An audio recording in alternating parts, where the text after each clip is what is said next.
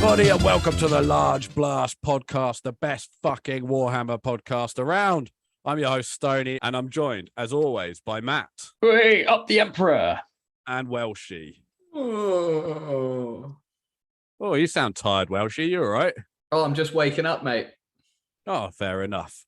Well, get off your golden throne, boys and girls at home, because we're talking about the Emperor of Mankind and what would he think about what's gone on in the year 40,000. But first, we like to kick things off with something we call Hobbies Goings On, where we talk about what's been goings on in our hobby lives. So, Welshie, what's been going on in your hobby life?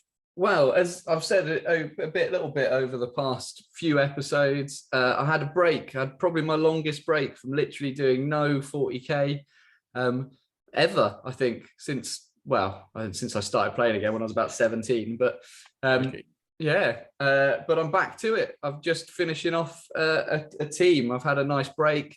The rules were getting on top of me. The playing was kind of just getting me down. I've had a nice break. I've finished off the kill team for my friend. So that's going to be delivered on Wednesday. And I'm probably going to crack the big night out and do some more freehand soon. So I've had a kind of reset and I'm excited to get going. Damn. So you're throwing yourself back in the deep end with some night shenanigans. Yeah. The big night is coming up it'll be 3 years since I got it in February. So I'm going to try and finish it by then, by my birthday in February. So that's the aim, get the night finished by February. Nice. Yeah. And I've also been getting loads of stickers, which has been fun. I'm going to open them right now because I thought should be some good Fingers ASMR. crossed for some shinies, guys. Let's Here we go. You guys get one guess each as to what's going to be in this packet.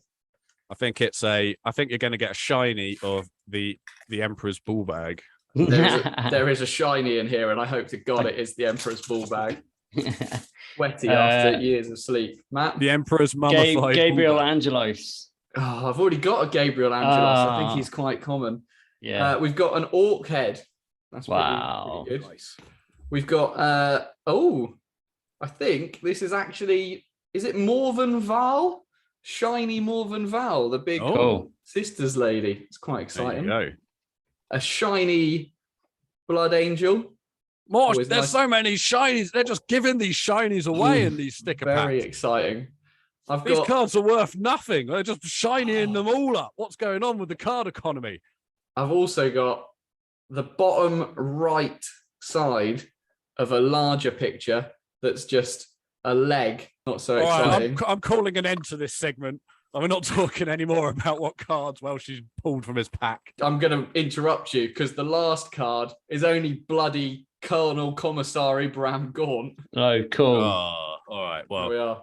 Pretty exciting stuff, the old stickers. Hope you enjoyed that, listeners.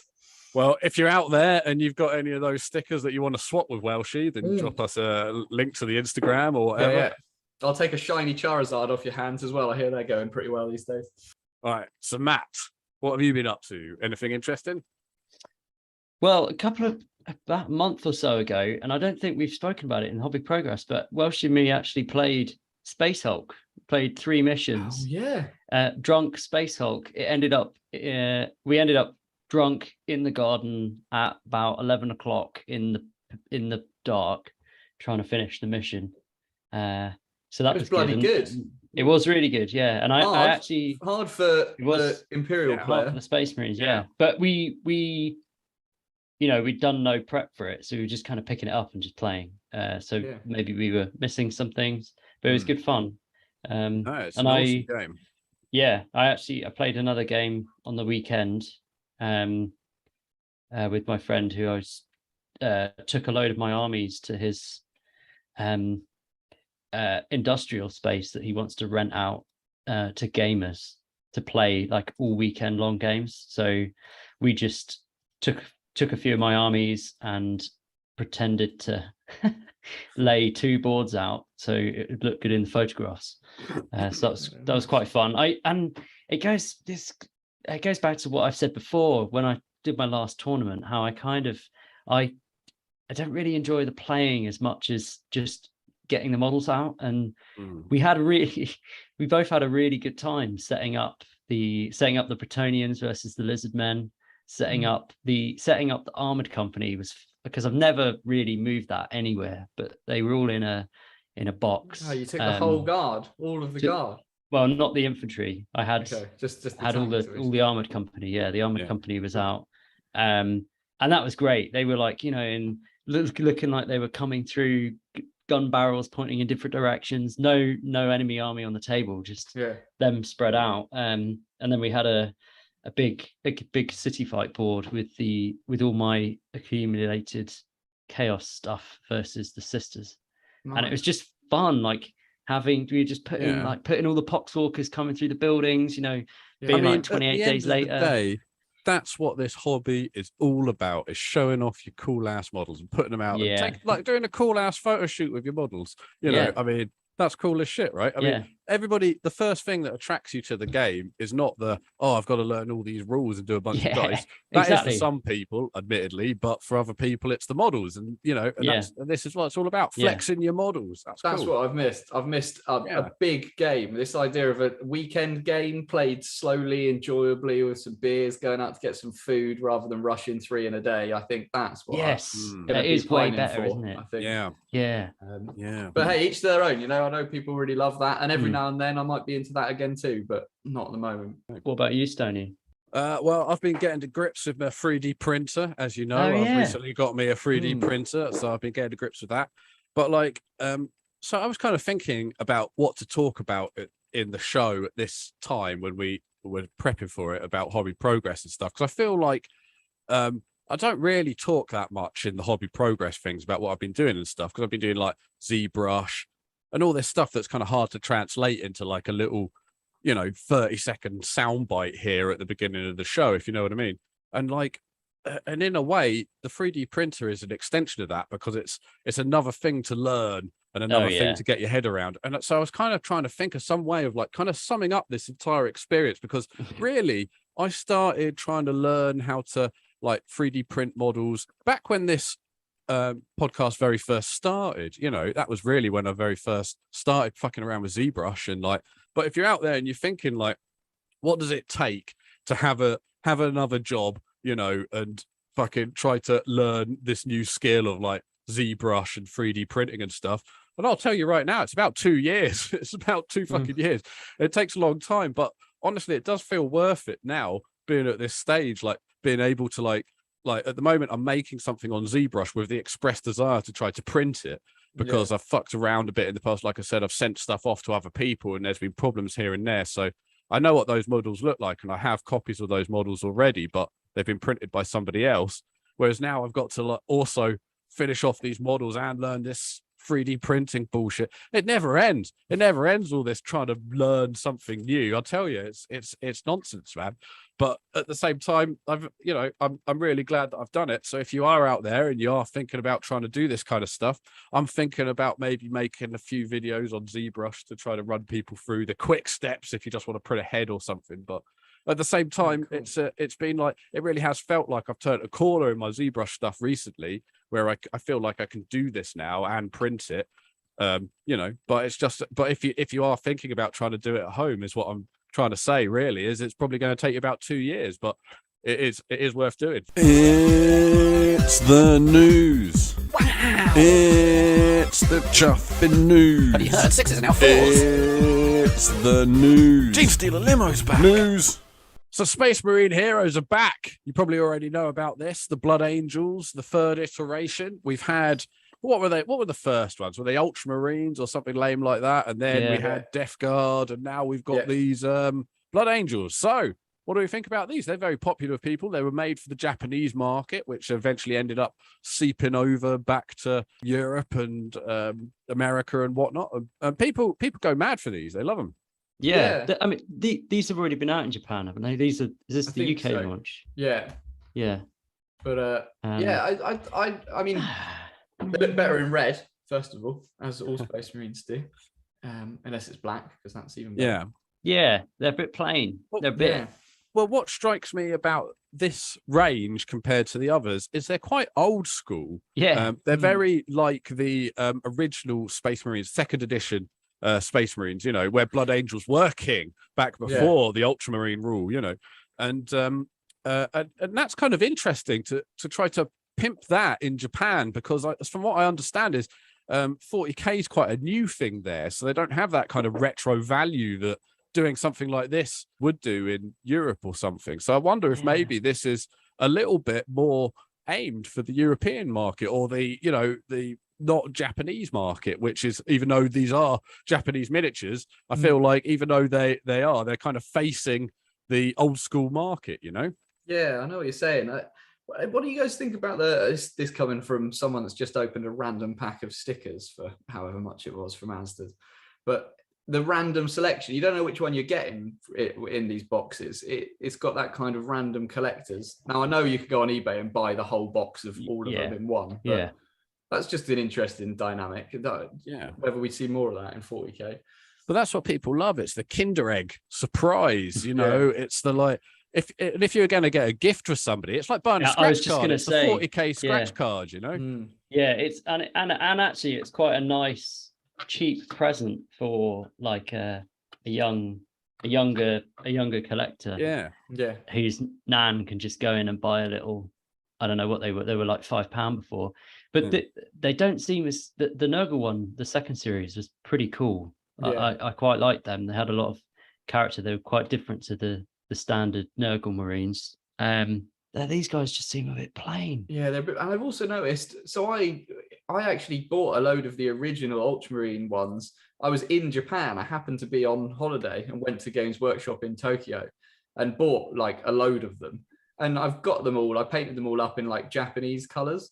But actually, some of these models are identical to the initial set. I'm looking really? at these and I've got them on my shelf. Yeah. No way. But they haven't even developed a full new 12 or however many there are. So that's a bit of a cop out. But the concept's nice. I just feel like these aren't quite as good as the previous ones. Well, maybe when I say, hey, this is aimed at the old school market and stuff, all I'm really doing is projecting my own views on them, because I really like them, because they're very old school. They're nothing special. Don't get me wrong. These aren't blow me away models, but I like them. They've got the Space Marine in the classic pose with the bolter, but kind of repositioned. They've got the guy with the sword in the air, One of the things we were just talking about, this idea of repeats, I wonder if maybe that's a little cheeky Games Workshop thing as well, because how many is there? There's 5 or something like that, is there? I think there's like 10 options. Yeah, there's 5 that they've shown. Whatever. But like if you're like a kid and your nan buys you one and it turns out you've got to repeat to the sergeant or something, you've got to buy another squad for that sergeant to command, don't you? Do you know what I mean? You've got to spread the characters out, you can't have 2 of the same in one squad. Cool. So GW are finally extending the hand of peace to your local gaming store by helping them run tournaments. They will give them a trophy. They'll give them gaming packs to run stuff. There is now an official GW pack that you can get sent to your gaming store so they can run an official tournament with no bother. If you've got a particularly unimaginative manager at your gaming store that couldn't fucking organize a piss up in a brewery, well, then tell him to get on the phone to GW and organize one of these fucking packs, because now he doesn't have to lift a goddamn finger. Just get on the phone and boom, you've got objective secured, the lot. So this looks good. This can only be a positive thing, I feel, right? Yeah, I'm totally into it. Any support for local gaming stores, it's where we all play. A gaming store is a weird place. When you've been into GW and stuff and you see how expensive the models are and things, and then you go into your local gaming store and they've got like a little bit of a discount and you're like, how is this person's house that's been converted by painting it white and putting some gaming tables inside of? You've literally got to ring the second floor doorbell in order to be buzzed in order to get here. These weird areas where they have these gaming stores. You're like, how is this supported by GW? How are they selling GW models? Well, now GW's leaning in and being like, we embrace those sweaty rooms full of a low cloud of low-hanging humid air of sweat. We're there as well. Beside you, GW are there too, offering trophies, offering objective secure markers, things like that. And that's cool. And I like that. Yeah, I like it too. It looks like this pack that you can kind of buy has got certificates. It's got a nice big, I don't know if it's glass or perspex, but a nice kind of trophy for the best at the end of the year. Yeah. Secondary objectives. Maybe that's fun to chuck a few extra objectives out when it comes to playing tournaments. But yeah, I'm totally with you. Anything they can do to help get people into the game, get people playing, get people supporting their local stores, because a lot of the GW shops themselves don't have space for this kind of thing. You thought it was over, but it's only just fucking begun. The Lord of the Rings game is back. It's being resupported. It's got some cool new models. We got that ginger guy. What was that boy's name? Olagath. Frodo. Baromir. Baramon. He's jumping over a rock. He's got a cool model. It's all back in that shitty scale that they did it in, but it's back nevertheless. So dust off your old Hobbit models and be prepared to jump back into Lord of the Rings because they've got some new rules and everything. Yeah. I only saw this very briefly today, but they've got a new starter set if you want to get into Lord of the Rings. The last one was the battle for the Pelennor Fields, which is the fight that goes down outside Gondor, where you got the big winged Nazgul, Gandalf, and then some troops for each side. And this is the battle for Osgiliath starter set, which looking at has got some orcs. There's a mountain troll, some men of Gondor, the Rangers. I love the Gondor Rangers. ruins. Yeah, the Gondor ruins. Yeah, some sweet ruins in there. So this is the battle that Faramir kind of ends up running away from, and then his dad sends him back to get all shot up. That heroic charge with like 6 of them on horses into an entire army. It's pretty good. So yeah, good way to get into the game, I think, and good it's still getting support. It's amazing that it's the Fellowship of the Ring is 20 years old.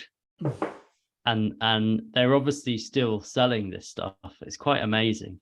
Yeah. It is quite amazing.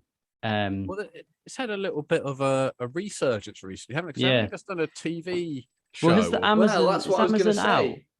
We are yet to find out, or at least by any means I've seen, whether Games Workshop have rights to make models from the TV show, which starts on the 1st of September, I believe. They've got to be okay. So they've got to be building up to that. Oh, it doesn't matter if they don't have rights. People are going to be. It's all Lord of the Rings, baby. People are going to be watching it and getting into the models, aren't they? If you Google Lord of the Rings, Games Workshop's still going to pop up at some stage, right? It doesn't matter if it's the show or not. So Yeah. I hope they do though, because I hope. Well, I mean, I don't know. The show could be a load of trash, which I'm terrified it's going to be as a true, deep, lifelong Lord of the Rings fan. But I'd love them to have this. I think the initial deal, they did it with New Line Cinema, didn't they, which are the producers of all 6 of the films, the Hobbit ones as well. So how that transfers over, I don't know, but if the series is good and the characters are good from that, it'd be great to see some more models. Well, isn't the new show, is it not based on the Silmarillion or whatever it's called? Kind of. It's loosely based on some bits from that. It's but is that not all based at sea? Is that not like they're on boats and shit? There's some sea stuff in there. There's some stuff around the island around Numenor, I believe. But it's that whole multiple series are likely to finish with the battle with Sauron getting his finger cut off. So it's essentially the setup of the rings. It's the rings being made and falling into the hands of the various people that the rings fall into the hands of. So it's a prequel to Lord of the Rings. It's a prequel by like 1,000 years or 2,000 years or something. Okay, all right. Yeah, but it's got young Galadriel, young Elrond, the kind of dark powers are building, essentially. So do you think that current, if they do end up making a game for the new TV series, would that mean that the current Middle-earth game will be kind of like the Warhammer 40,000 to the new ones, Warhammer Fantasy? Do you know what I mean? Because they're set so far apart. Yeah. But then you got this weird thing where the technology is kind of similar. Anyway, who knows what's going on with the TV show? But the more Lord of the Rings models, the better, because I bloody love them. An official Large Blast podcast prediction. Do we get to claim plastic corn berserkers? Oh no! Come on. No, I don't think so. Do we want to mention it? Let's. I think that we need to wait because that one model they produced that they released is so underwhelmed. I want to see the so whole boring, squad. Right? Who gives a shit? It's like Cool. It's not boring. It's the first corn berserker for 25 and I couldn't years. Be more flaccid for it. Okay, everybody. So welcome back. We're going to take Warhammer Plus, a year in review. Well, 2 years in review. We're coming up on the 2nd year. And as long-time listeners will know, I'm not a subscriber to Warhammer Plus. I've always been a bit dubious. But my fellow hosts, Matt and Welshie, have been long-time subscribers and have evangelated it up until this point. So what do you think about Warhammer Plus now? What's going on? A year in review, 2 years in review. Where are we at? I am increasingly disappointed as the year went on at the lack of content, and as a result, increasingly enraged at the removal of content from YouTube. Ooh. I gave him the benefit of the doubt for so long, and I haven't made my decision as to whether I will for another year or not. But I did say at the start, if people don't go all in for this, it won't happen. Yeah. And what we can never know is the finances behind this and how many people actually went for it and how much money they had to do what is quite an expensive thing to do. And it might have just fallen on its face, but it's been worth the money I paid. I'm going to get my model. I've signed up to get that posted out. You've got to go online and actually do that. So if you've signed up for your subscription, make sure you do that to get your model. I got some cool content. I got, what was it, like 25 quid? I got 25 quid's worth of content this year. I wanted it to be more. I want it to be the start of something big. And I feel like it's failed. I mean, I got it originally because of the model. I'm relieved that they are releasing a new model for a new year. 2 new models, I think, aren't they? Well, you pick one. Oh, okay. Yeah. So they're both cool though. they are, and they were cool last time as well. Which is why I signed up.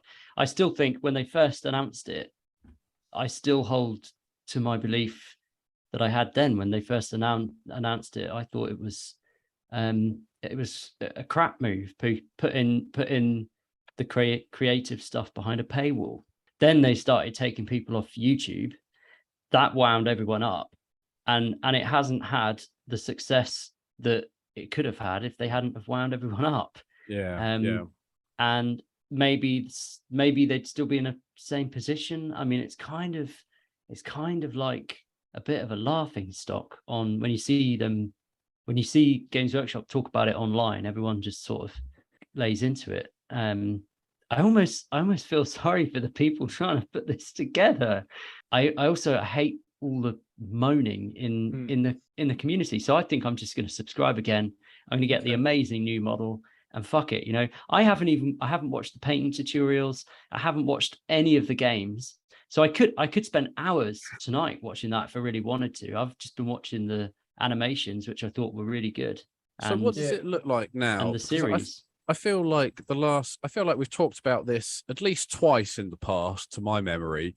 And both times you've both said, like, I'm still happy that I'm a subscriber because I've got the models come in and the animations have been good. What does it look like now if you log on to Warhammer Plus now? What's it look like in terms of new animations? When was the last time a new animation dropped? When are you expecting to see another one? It's slowed down. It's slowed down. Like, there's been maybe 2 or 3 of the cartoony one, Hammer and Bolter, in the last... It's all Age of Sigmar now, I think. 6 weeks, and it's switched to Age of Sigmar. If, you know, for me, the Angels of Death thing... Oh, that was weird. It's like someone punched me in the gut. Yeah, that was Games Workshop hitting you with their Inviso beam. Like a podcast is talking bad about us quickly. I can't even remember what your question was. Oh, what's on there? Like 2 or 3 things, and what I'd wanted, Angels of Death was really cool, but where's all the high quality 3D stuff that they took offline? Where's the trailer for Astartes? Like, where's all of the beautiful stuff? The fellow that was doing the Iron Fists, I can't remember his name, apologies, but that was... So there's been nothing big to go like, this is still happening. It's just kind of gone, have another cartoon. But you're right on the painting tutorials and stuff, Matt. I'm sure some people are really into that. And if you really enjoy sitting down and watching, I've never been into that. I never watched Duncan on YouTube. I never really Googled it. I like to try and just work out what I'm doing with a paint pot. I've never done that stuff, but there are hours of that. If that's what you're into, maybe it's worth it for that, because it's still only like it's not extortionate, but it's not delivered. It's not become what I hoped it could become. I suppose a lot of big GW releases. Well, that's a shame. Is it not also, am I not wrong in thinking that the model was available to buy off the Games Workshop website as well? It was never available. Okay. No. Well, because one of the things, as you guys know, I talked about it at the start of the show, I'm a 3D printing guy now. I cruise around in a 3D printed car and a 3D printed hat, go in a 3D printed 3D print. I love it. Everything's 3D printed. 3D one of the things, as a 3D printer guy, I've noticed going on these 3D printing websites that us 3D printing guys go on, is that you know, the how that Games Workshop model was the sniper looking through the busted up head thing. That head has been copied and reproduced and sold as a STL so many times online. Like, that is like, it's easy to get a copy of that now. Not trying to besmirch the Games Workshop model, because I think it's really good, but I would also like, I'm not interested in getting Games Workshop Plus. All of that said, the new models that they just previewed are fucking sick. That Terminator that looks like that old picture. It's so good. Yeah. It's so good. It's It's amazing. And it's the so paint good. job is The like, paint job is I Oh, haven't yeah. seen a paint. Obviously, Heavy Metal's amazing and far beyond my ability, but I haven't seen Games Workshop release a model with a Golden Demon quality paint job on it before, and that is incredible. It is tip top. It looks like the picture, and that is one of my favorite models still to this day. Is that re-release they did of that Noise Marine?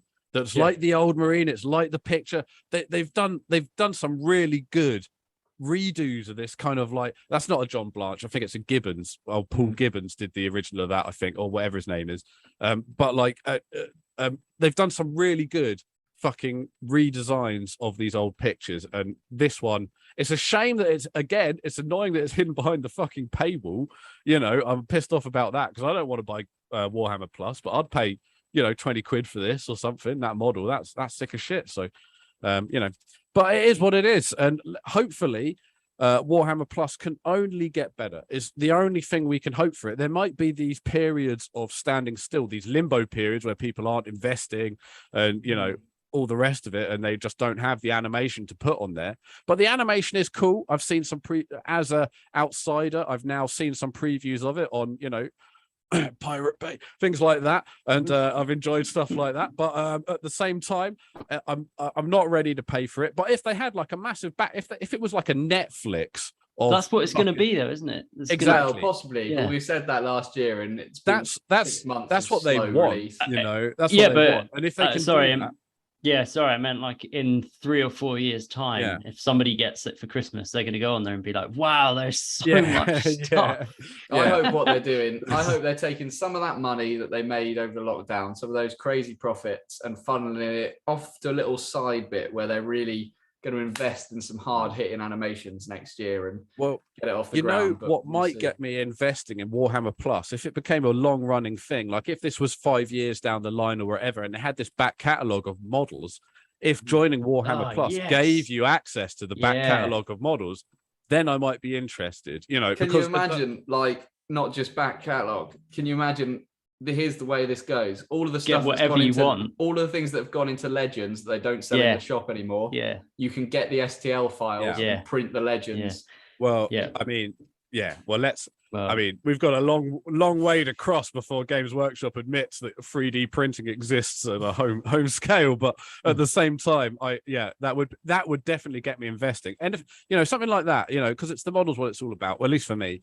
So, you know, I do like the animations from what I've seen. So I potentially in a few years this could be interesting. Rolling in my 6-4. So the Emperor's woken up. He's awake, everybody. What would he do? Is he pissed off? Is he upset in the year 40,000? Does Ghouliman need to be disciplined, get spanked on the arse and get the lion in? Let's find out. Let's talk about it, shall we? Let's have a think. He'd be hungry. He'd be hungry. He'd need to eat a sausage. All right. He'd have a barbecue, and then he'd get down to business. All right, we'll get him a Greg's and a commode. Yeah. And then he's back on business. He's back in Control Center 1, sitting in the big chair at the big desk. What does he need to know?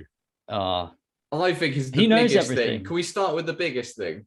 It's got to be religion. When he went to sleep, he was adamant about not being a god, to the point he almost killed Lorgar. Do you know? He would be shocked at what would happen. How was he deal with it? He'd be shocked. I don't think he would. He would not immediately. A bit like Gilliman was shocked by it.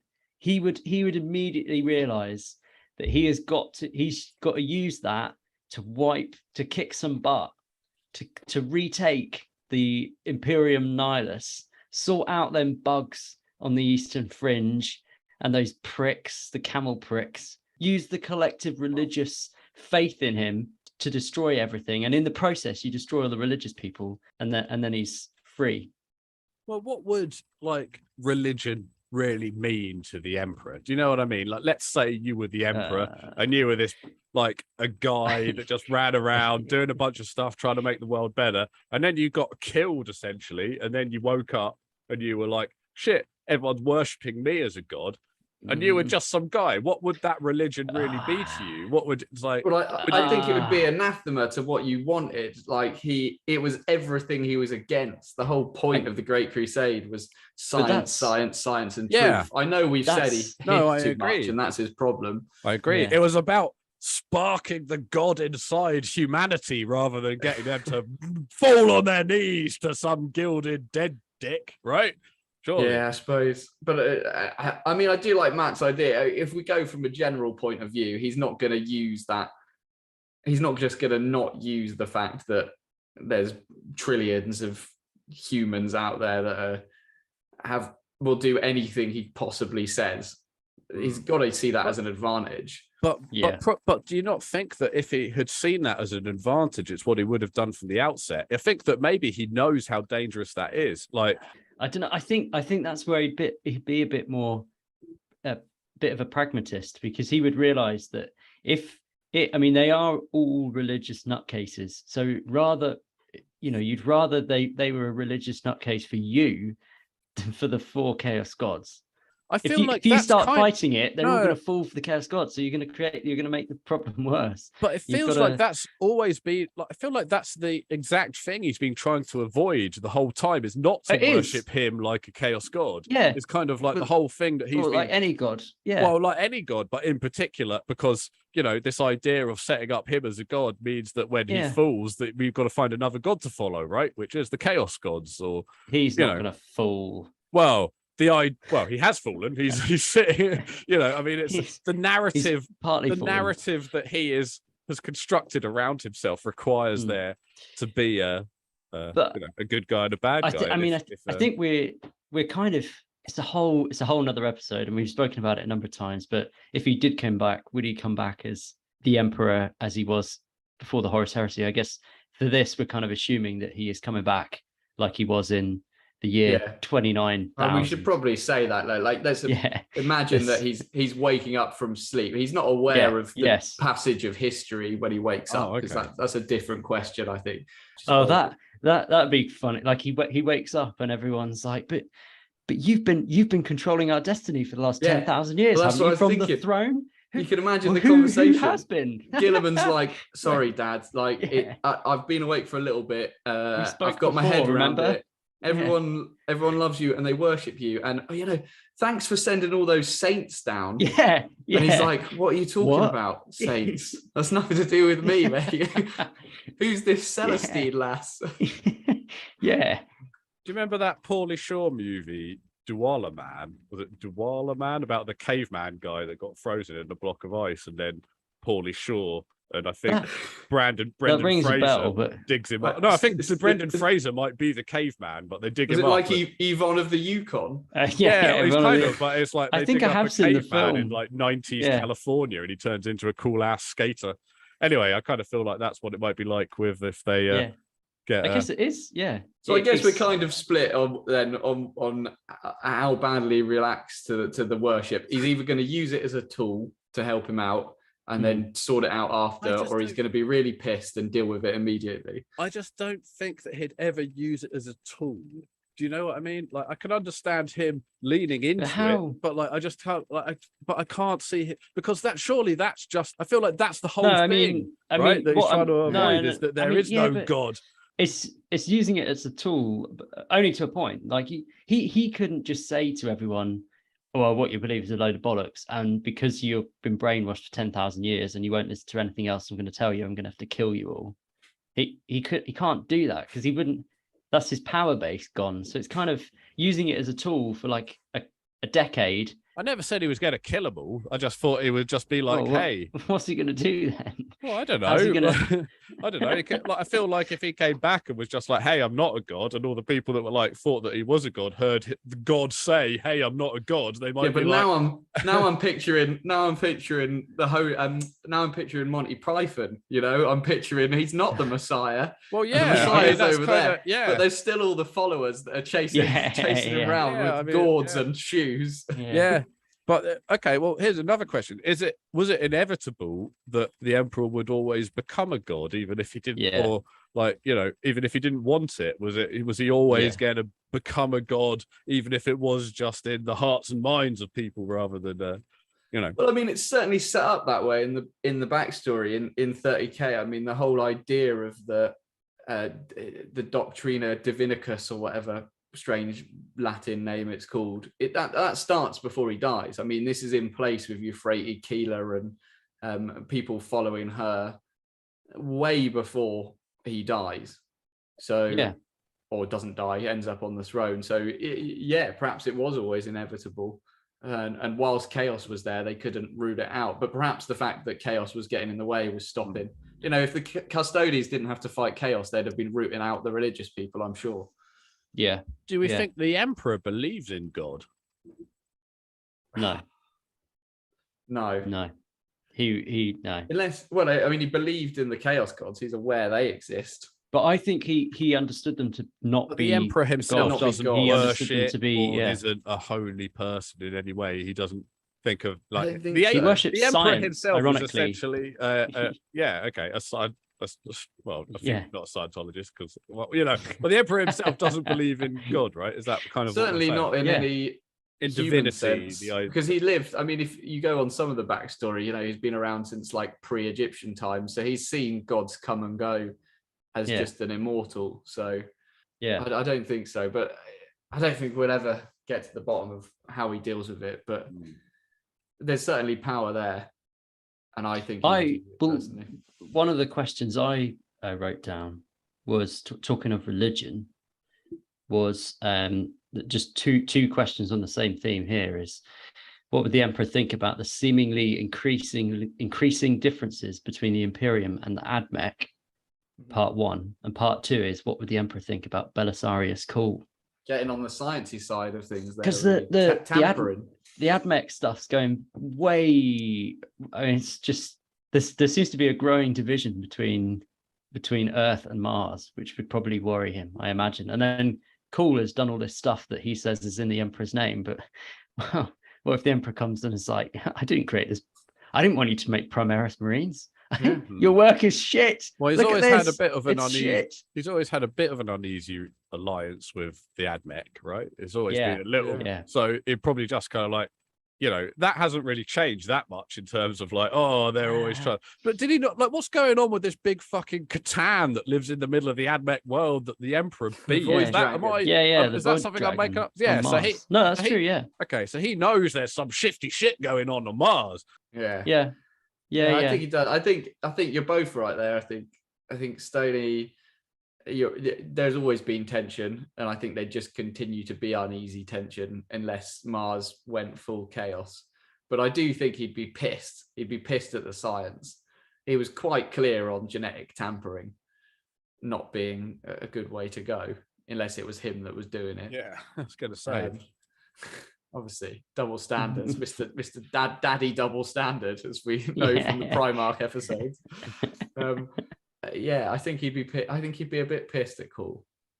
But then maybe he had a bit of respect for him because he always liked land, and land was always pissing around with stuff. So Cawl's worked on a project for 10,000 years and succeeded in it. I think he'd respect that. But maybe he'd make Belisarius Cawl the fabricator general of Mars. I don't know, cool. but because that's what he wants to be. But maybe he'd find out about, because you know there's rumors of Cawl making Primaris Marines from the fallen legions, and if that was true, the Emperor would probably kill him. There's some kind of gene seedy story in Sons of Selenar, isn't there, where they break into the actual gene faults on the moon? So yeah.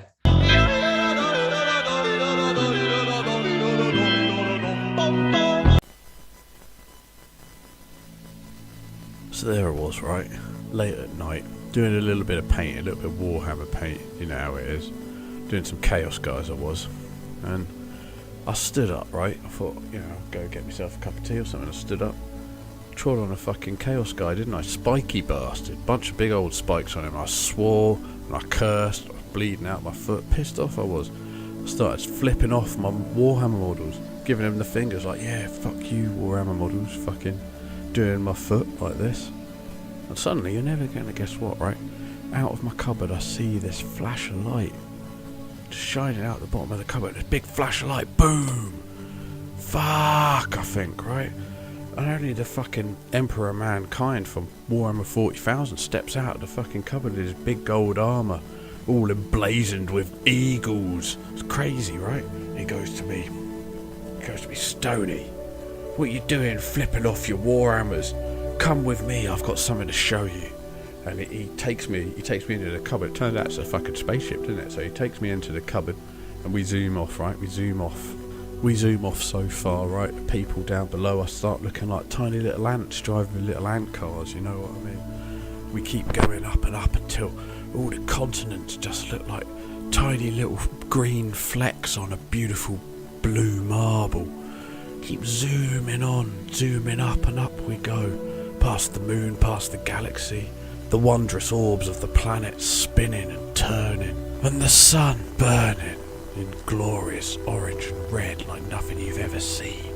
Oh, you should have seen it from so up high. Such chaos and splendour twisting on its molten surface. But eventually it too became small. Just another tiny pebble on an infinite beach that kept stretching on until it all looked like nothing. And the Emperor turns to me and he goes, Stoney, why are you flipping off your Warhammers? Look now. What matter is one man's joy? What matter is one man's love? What matter is one man's pleasure in this gigantic onslaught of being? What do you think now? How is your life so different from that little Warhammer man, what you flipped off just now? Battered by winds of change, unknown to you, small and insignificant, merely a drop of water in an unfathomable ocean. Are you so different from that little plastic man you were flipping off? Are you not subject to rule changes beyond your control? Will you not be painted and shaped outside of your own whims? Pushed around in a gigantic game that you'll never understand? What is so different between you and that tiny model? That's what he said to me, and I looked down and I looked there at all the galaxies I did. I looked at them all. Those indifferent stars staring back at me. And I thought, maybe he's right, you know. Fuck, maybe I shouldn't have flipped off them spiky chaos models what I stood on. But then there was this other part of me, a perhaps more human side of me, that knew I'd been rumbled and knew the only way out of it was to double down. So I turned to him and I said, you look here, Emperor. What you doing coming at me with all this bullshit? At the end of the day, you're supposed to be a fucking god. And you let the Invader ATV happen? No, sunshine, I don't think so. You listen to me. You got a thing or two to learn about what's going on in the real world. AKA Earth, baby. He started to say something about how Warhammer was a human creation and about how really it was one of our creations. And I said, fuck you! ATV's shite, mate. Have fun in the future driving around in your shitty car. Face! And I palmed him in the face, I did. Palmed him, gave him the palm. Bam! Right there in the face. And he was like, oh, fuck this then. Alright, he got back in the cockpit. He drove us back to Earth, muttering something about how he was wrong and how the fate of humanity is actually sealed or some bullshit, I don't know. Either way, that fucking dickhead gave me a lift up for space for nothing. Fucking Elon Musk charges a fucking fortune for that, so, you know, quids in. Anywho, that's the story of how I met the Emperor.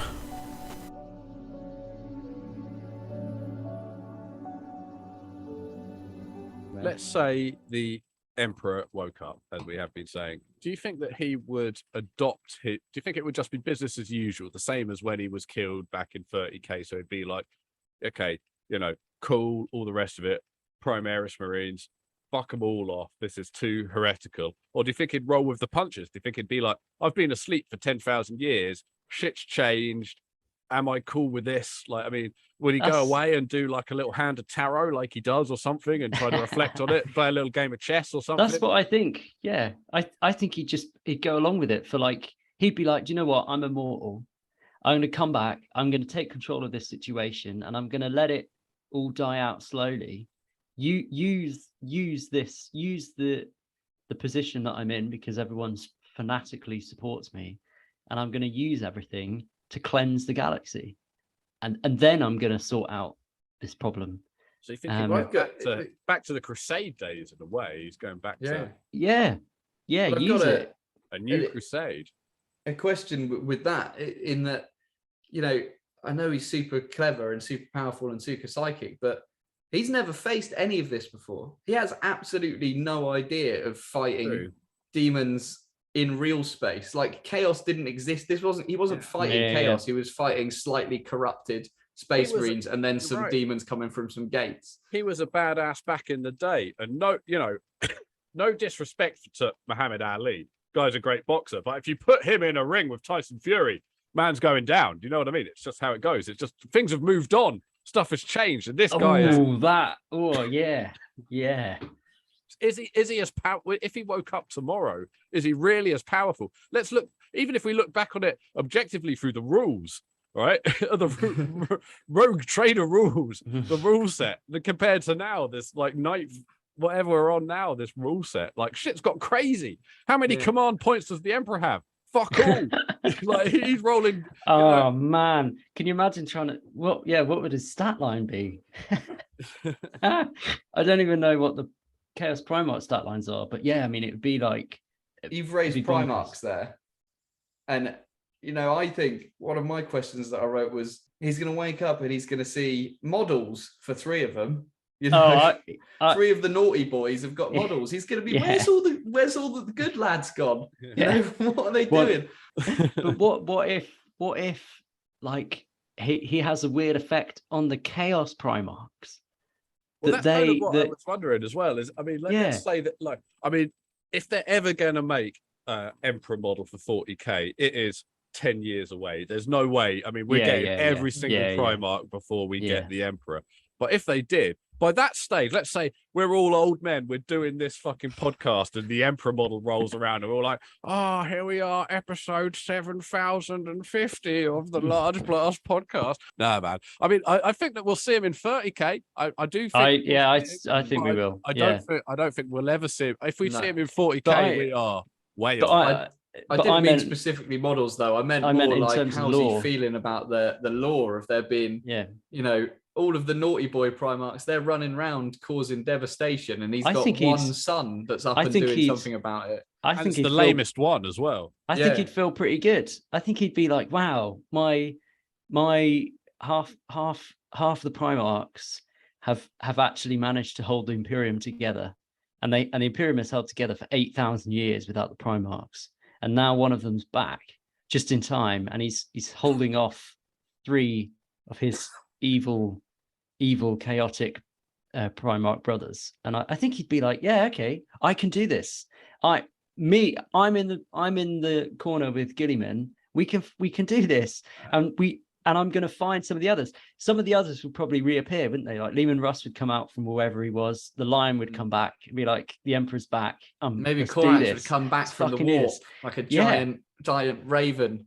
Yeah, maybe. Oh man, yeah. He could sit on the Emperor's shoulder, but like really big and hunched over. Make Raven head helmets for the Raven Guard, like with the Space Wolf thing, and drive people insane. But the Chaos Primarchs would find out, and what if they actually managed to get on the field of battle and the Emperor's there? I think it could have a weird effect on them, because they haven't. I think it would have a weird. I think they haven't seen him for 10,000 years, and they'd be like, wow, the power of the Emperor could still have an effect on them. I think Angron's lost. I think Mortarion's still too bitter, even though he can actually think, and Fulgrim just doesn't care.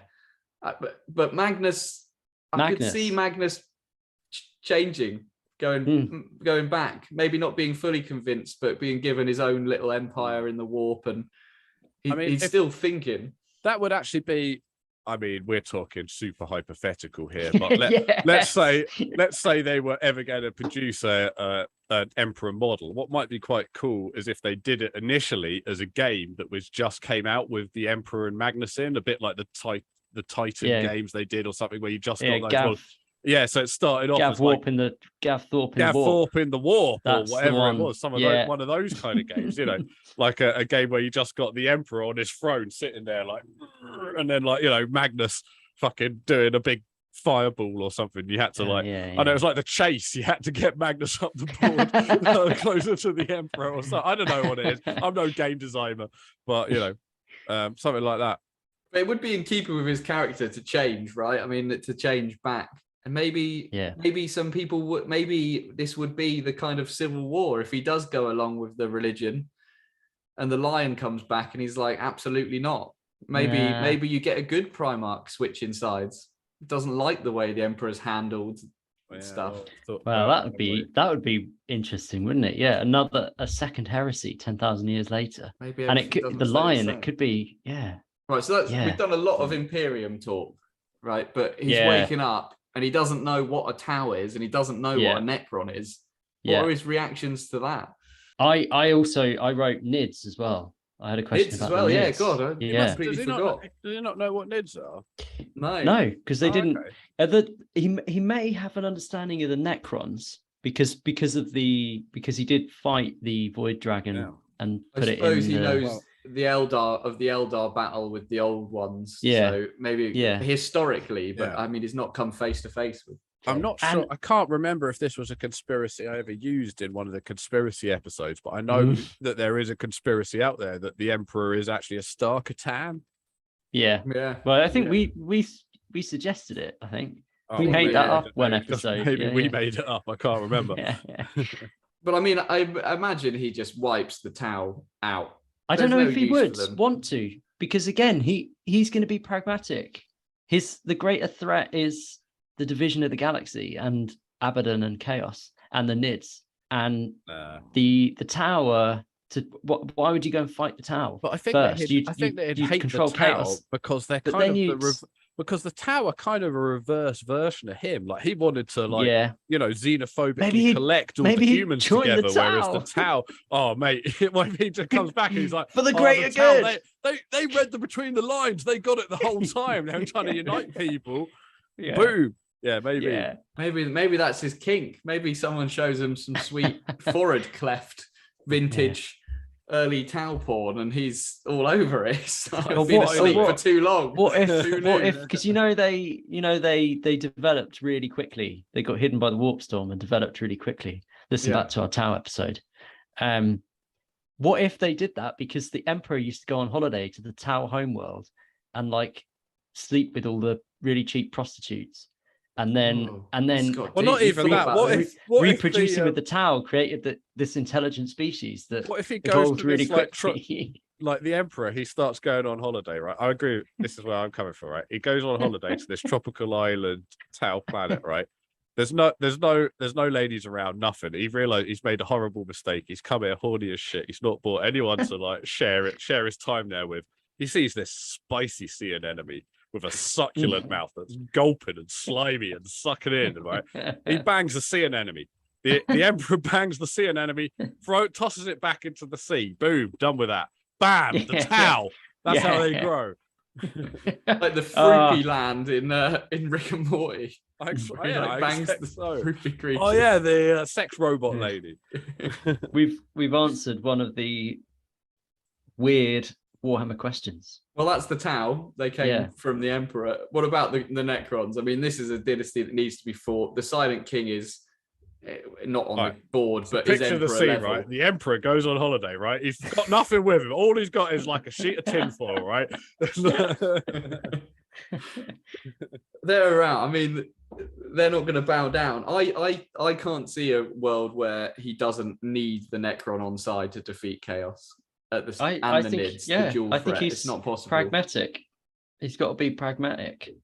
So you think he'd try to ally with the Necrons if he was to come back now?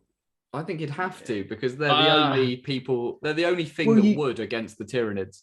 I don't think he'd ally with them, but he wouldn't fight them. So and he'd almost kind of It's kind of like the enemy not of my deploy. enemy is my friend. Yeah. Kind of thing. It tried to get an uneasy truce, sort of. Maybe a truce, or just stay what- out of their way. What did he used to think about the Eldar? Forgive my ignorance. I haven't I read a think bunch of the books. I know nothing about the Emperor, to be honest with you. But like, did he wouldn't have trusted them? Did he have any dealings with the Eldar? Because surely they're like an ancient, powerful race, similar to the Necrons. What did he think about them? Was he happy to let them go on, or was he like crush, kill, and destroy? I think he saw them as a dying race that he knew was there, but weren't much to worry about. But he also knew that there was lots to learn from them. I think there was at least some form of respect because of the webway. Yeah. I mean, he was building a webway gate in his basement, But I think he was quite prepared to crush them and wipe them off the face of the galaxy.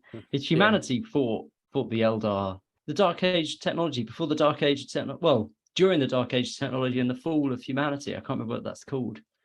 A lot of those wars are with the Eldar, and humanity like crushed the Eldar quite badly and definitely contributed to their final fall. I think he wouldn't trust them, and I think again after he dealt with chaos, I think he'd be more than happy to wipe them off the face of the galaxy. And I think the straight Eldar hate chaos enough to just come and be like, look, we can help. Oh yes, they would. The Eldar would. Yeah, they would see it as an opportunity to.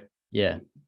I mean, damage Slaanesh is their main goal, right? But I mean, they probably come with a lot of "I told you so"s. The Eldar. I think like the Eldar would what want are you doing? the Emperor to come back. Yeah. The Eldar would want the Emperor to come back. Okay.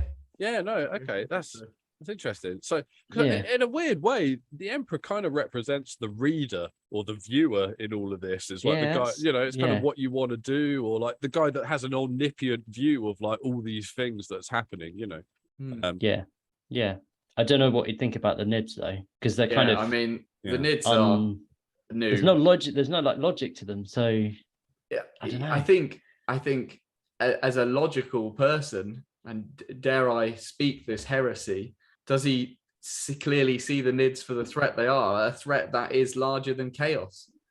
Does he know that he needs some form of chaos to fight the Nids? Does he redirect the Nids to chaos? Does he use the Nids as a weapon? Yeah, I think he would use the Nids as a weapon. Was this and the Orcs? Was this all a way of cultivating a war zone so chaotic and so terrible that it diverted the Nids all over the place rather than streaming them straight? Because let's face it, you're probably right. If every other race in the galaxy was removed and it was just the Imperium versus Nids, then the Nids would probably win, right? Because I mean, they're all fighting on different fronts, so they're if they were just head on. Juggernaut versus Juggernaut, then Yeah, for sure. I think there's definitely going to be some of that chaos. Divert the Nids to fight chaos, or even some uneasy alliances, some uneasy Alpha Legions, some uneasy Iron Warriors that didn't really fall to chaos that are kind of marauding about. I mean, that's got to be the end goal, right? I mean, that would be a great outcome for the Nids if you could get each one of those tentacles going square into the Eye of Terror. Just like vacuuming up those fucking bits. That would be fantastic. Yeah. But so we've talked a lot about the Emperor, but what do we really think it would make a difference right now if he came back in 40k? Matt, what do you think? I think it would make a massive difference. I think it would really give the Imperium a boost, and I think they could actually have a chance of winning.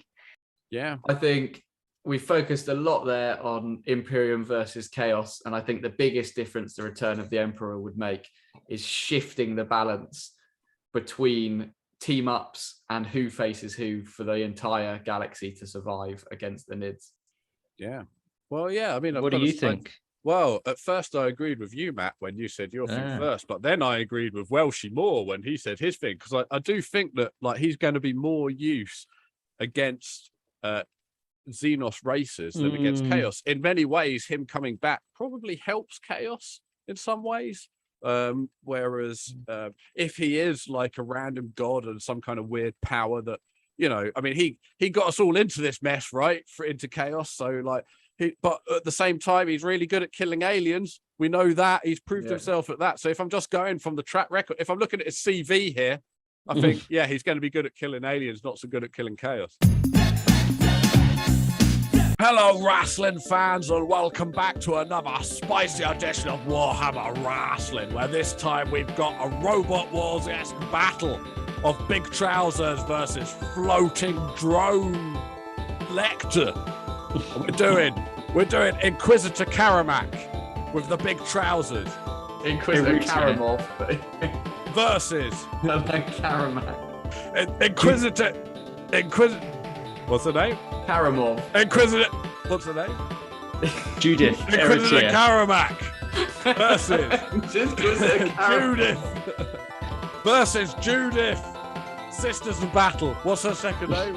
Eritrea. Just say Judith. Versus Joseph Faruka. Sisters of Battle. Here on the inner squared circle to find out once and for all who is the hardest person that uses not walking to get around. Fight! So, who do we think? We've got two hard bastards here. Two hard evangelical bastards, right? For sure. Yeah. I know Karamov's got a triple melter on his chair. What's Judith got? Triple melter? J- What? She's got a double super heavy flamer underneath. Oh, Double and she's super got- heavy fucking Yeah, and a big stick and loads of fire. fuck Blimey. off. That's gonna get too hot. much. Oh man, that is the fire. a super heavy double triple spicy Well, she's- pepperoni flamer versus a 6-barrel melter. This is gonna be hot. I think they're just going to drive into each other. I think they're gonna just go straight into each other as well. He's got dreadnought legs, right? It's a dreadnought Yeah, it's with a an dreadnought. armchair on top. Yeah. That's what he's riding. But she can float, so she can Can just float over fly. the top of him. Yeah, But like, how fast does that thing move? but it's a hover. He's It's got- basically a hover tank. So He's got anger. Well, that's quite it. quickly. I would normally say that floating would help Judith, but in this situation, I feel like if a bird shits on Inquisitor Karamak's big legs, he's going to be so pissed off that he's going to have a system in there that blasts the bird out of the sky for disrespect. So I think he's going to have 90-degree angle on his blaster there, on his 17-barrel multi-melter blaster that he has. So I feel like if being in the air won't help you, because I think that he's just so used to blasting birds out of the sky for heresy. Yeah, I think so. I think he'd probably. I mean, it depends on the rules of this engagement, but I imagine he would already have set up an orbital bombardment and a way to teleport off what planet you're already on, because he just don't give a fuck. I think she would survive the melter, though. I think it would bounce off some kind of corporeal emperor's light that's wrapped around her jade floating lectern. But I don't think she'd survive the orbital bombardment, and that's why I'm going Karamov, because he's always got a trick up his sleeve. He's always got something in his pocket. And he'd be happy to He's see got her. a big He's got pocket. both going on, I'd imagine. Yeah.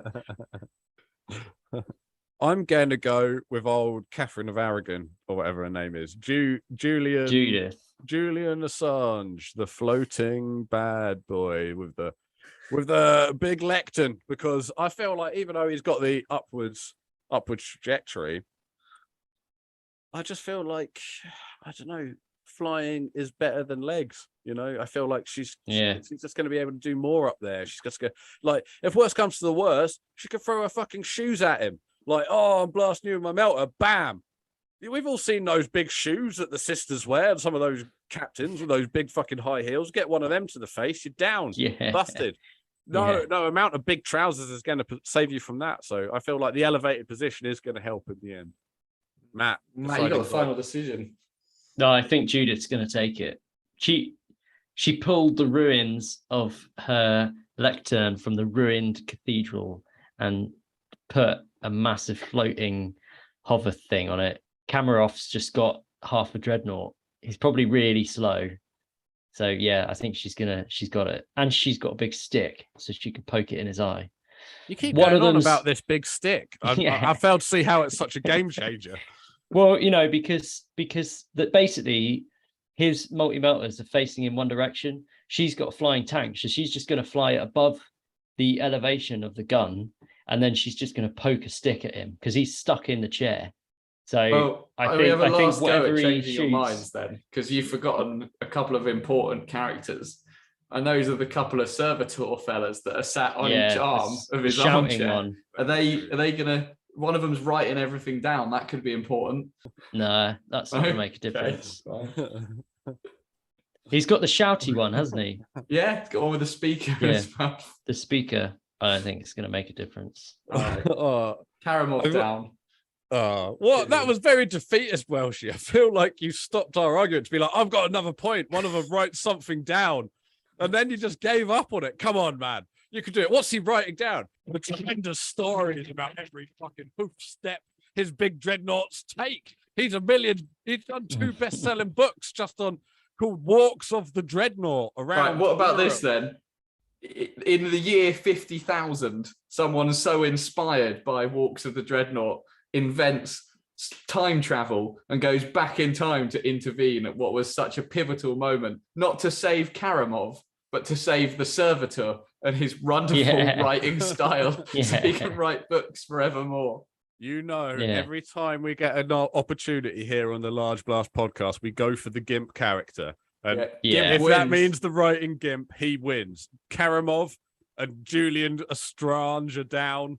And who's standing up over all of them? The Gimp who wrote the book. Perfect.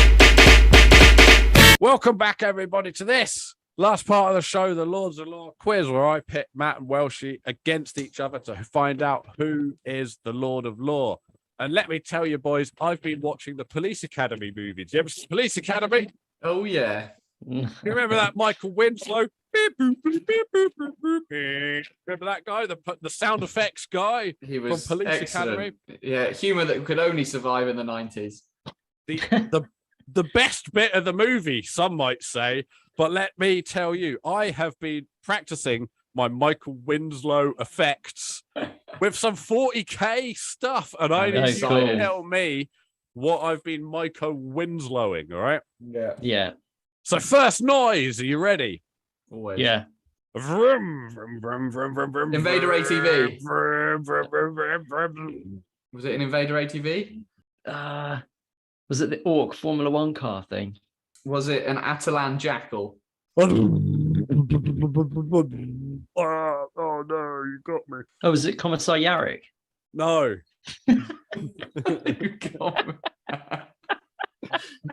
Is it a Chaos Lord on a bike? No. Is it someone with like a chain fist or something? A chainsaw? You're getting tepid. You're becoming warmer. Lehman Russ? No. Is it a chainsword? It's a chainsaw. Oh no, that's right. Get that point. Get that point. Okay, you ready for the next one? This is my Michael Winslow sound effect number 2. Ooh, it's spooky in here. Oh my God, what's that? Is it the sound of the webway?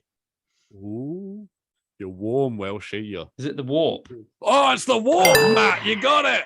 Point to Matt. That's a point each. Okay, here is the next one. Ooh, ow. Ow. Bubblegum. Bubblegum. The bubblegum. The Orc bubblegum. The bubblegum. What's it called, Matt? The Orc. The bubble chucker. Yeah, Matt. 2 points to Matt. Right, Matt sneaks the lead with the Orc chuck, bubble gun, bubble chucker. That's right. Okay. Next, Michael Winslow sound effect. Was it a sentinel? For those of you listening, the microphone's not picking up the sound he's making. He is doing the robot at the same time. So that's why our guess is. Hello, Large Blast podcast listener. It has come to my attention that my awesome Michael Winslow impression wasn't picking up during this section, so I thought I'd do it now with my better mic. So here we go.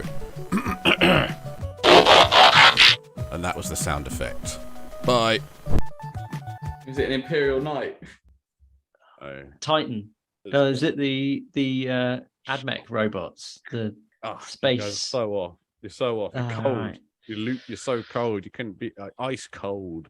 Necrons. That you get. I'm warming up. I'm warming up, Matt. Is it reanimation protocols? Reanimation protocols, Okay. Welshie, for 2 points apiece, bringing it up to level pegging. Michael Winslow 40k sound effect. Are you ready? Yeah.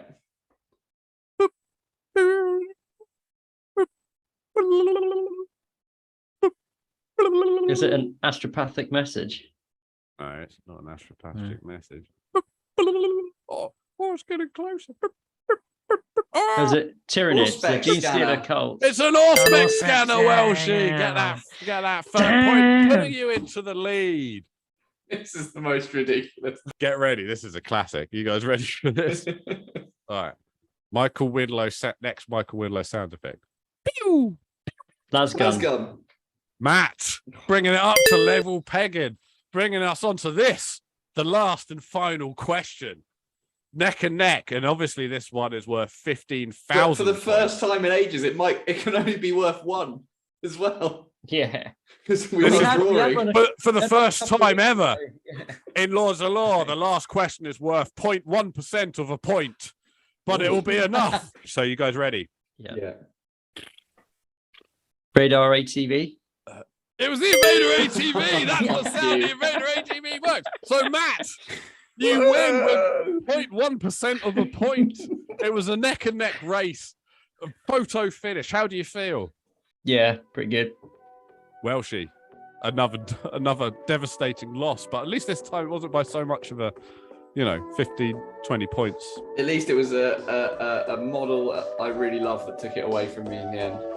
Yeah. There you go. Well, thanks everybody for listening, and we'll speak to you next time. Say goodbye, everybody. Bye. Bye.